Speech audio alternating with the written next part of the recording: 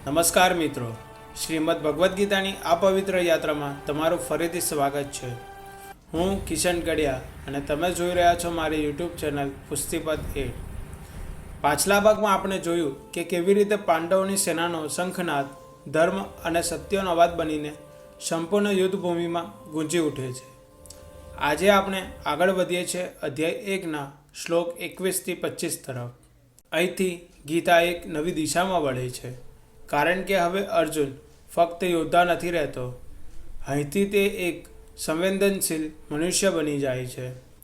જો તમે પહેલાંના ભાગો નથી જોયા તો તેનું લિંક મેં ડિસ્ક્રિપ્શનમાં એડ કરી છે, ત્યાંથી જરૂર વિઝિટ કરો. અને મિત્રો, જો તમે ચેનલને હજુ સુધી સબસ્ક્રાઈબ ના કરી હોય તો અત્યારે જ સબસ્ક્રાઈબ કરી દો અને બેલ આઇકનને પ્રેસ કરવાનું ભૂલતા નહીં. ચાલો મિત્રો, હવે શરૂ કરીએ શ્લોક 21-25ની કથા. મિત્રો, અત્યાર સુધી અર્જુન યુદ્ધ માટે તૈયાર હતો, પરંતુ અચાનક તેના મનમાં એક વિચાર ઊભો થાય છે.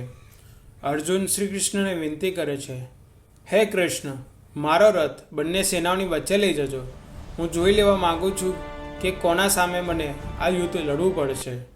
શ્રી કૃષ્ણ શાંત સ્મિત સાથે અર્જુનનો રથ બંને સેનાઓની વચ્ચે લઈ જાય છે.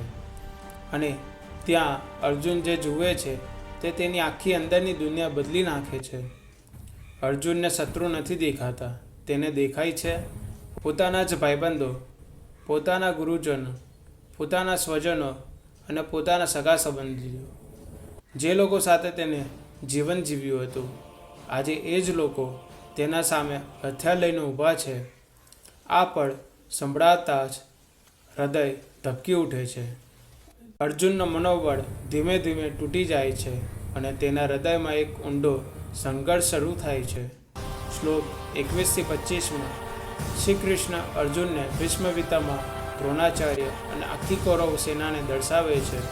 અને અર્જુનના મનમાં એક મોટો પ્રશ્ન ઊભો થાય છે, શું આપણા જ સ્વજનોને મારીને મળેલી જીત સાચી જીત કહેવાય? મિત્રો, અર્જુન યુદ્ધથી ડરતો નથી, તે પાપથી ડરે છે. અહીંથી જ અર્જુન વિષાદ યોગની શરૂઆત થાય છે. અહીંથી જ ગીતાનું સાચું જ્ઞાન જન્મ લે છે. મિત્રો, આ હતા શ્લોક 21-25.